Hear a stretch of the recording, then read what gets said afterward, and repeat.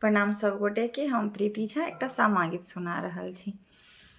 गे माई अरही बन सौ खरही कटा ओल वृंदावन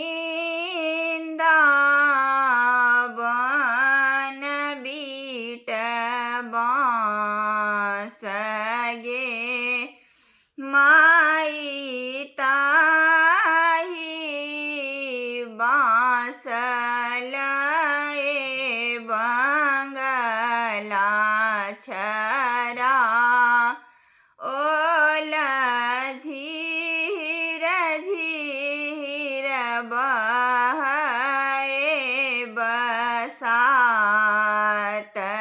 गे माई ताही पैसी सूत गेला भैया से सबो भैया आबि गेल आलसक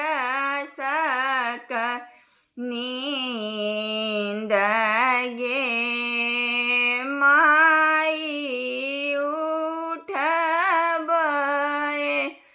गेलखिन बहिनो से सब बहिनो उठू भैया भए गेल